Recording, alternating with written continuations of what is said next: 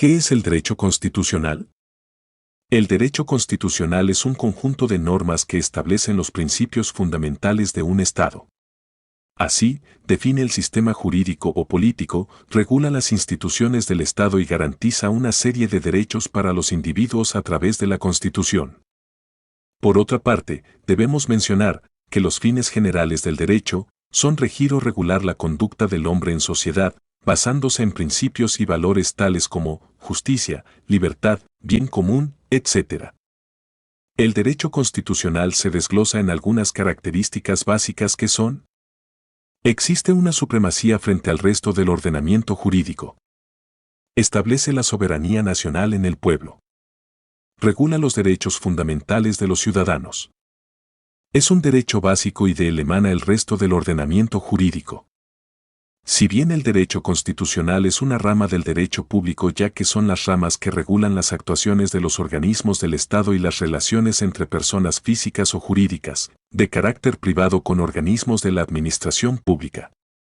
Por otra parte, el Estado es fundamental en el derecho constitucional, ya que permite la convivencia de diferentes grupos sociales y políticos en un marco de libertad y de respeto a los derechos fundamentales.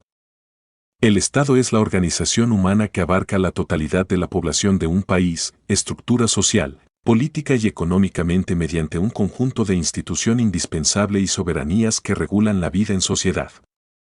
Los elementos del Estado son: la población, el conjunto de personas que vive en un lugar determinado. El territorio, el espacio físico donde se asienta la población y se ejerce el poder. Poder o gobierno, la organización política y social que dirige el Estado y representa a la población. La soberanía, la capacidad del Estado de tomar decisiones sin interferencias externas. Coerción, el monopolio de la violencia legítima que tiene el Estado para hacer cumplir sus normas. El derecho constitucional se interesa, igualmente, en lo que se refiere a las formas posibles del Estado y también de gobiernos, y sobre todo en la regulación de los poderes públicos, los vínculos que estos establecen con la ciudadanía y los derechos fundamentales que a los individuos otorga el marco jurídico del Estado. Las formas de gobierno se clasifican de dos maneras, puras o impuras. Las formas de gobierno puras o justas son aquellas que buscan el bien común y tienen en consideración el interés de la población a la que gobiernan. Esta forma de gobierno cuenta con tres principales gobernados, las cuales son: monarquías, son los gobiernos encabezados por un solo individuo, coronado como rey. Democracias, el gobierno está integrado por muchas personas, quienes toman en cuenta el criterio de las masas.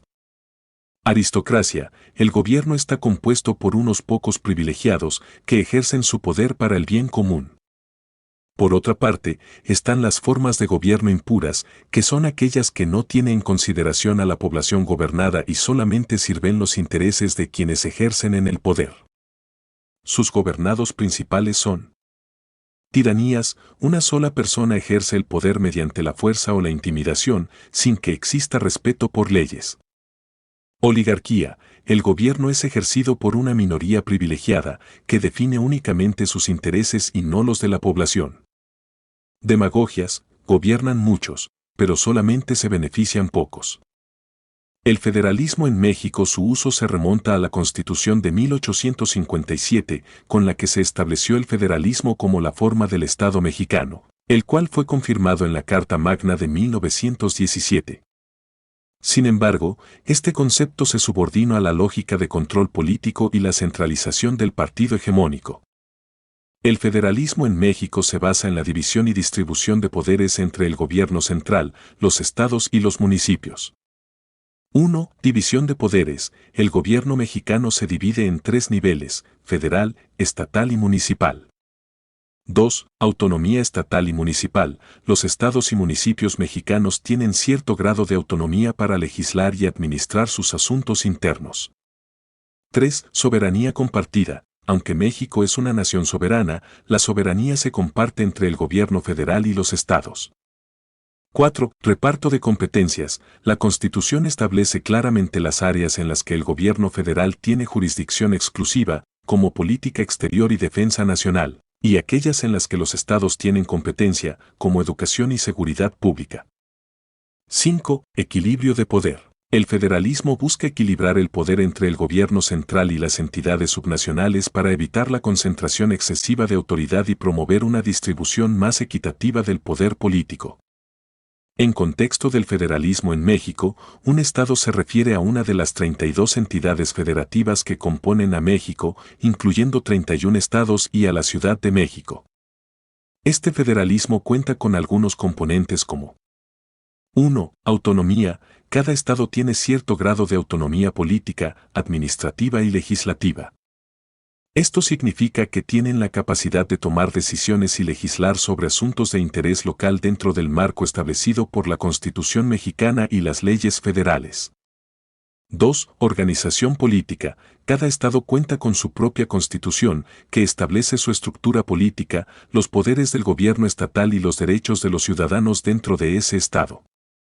Además, tienen sus propios poderes ejecutivo, legislativo y judicial.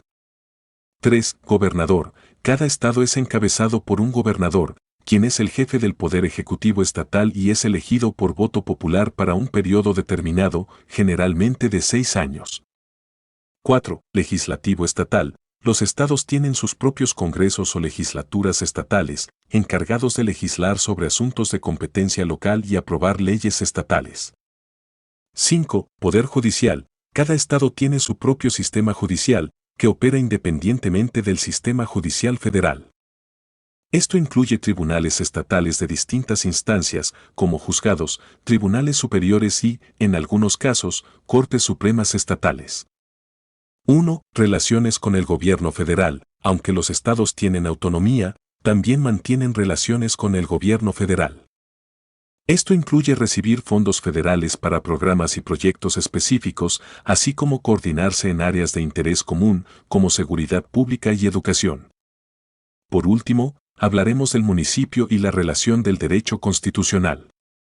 La Constitución Política de los Estados Unidos Mexicanos establece en el artículo 115 que el municipio libre es la base de la división territorial y de la organización política y administrativa de los estados, contemplando, entre otras, las siguientes bases. Cada municipio será gobernado por un ayuntamiento de elección popular directa. Los municipios administran libremente su hacienda.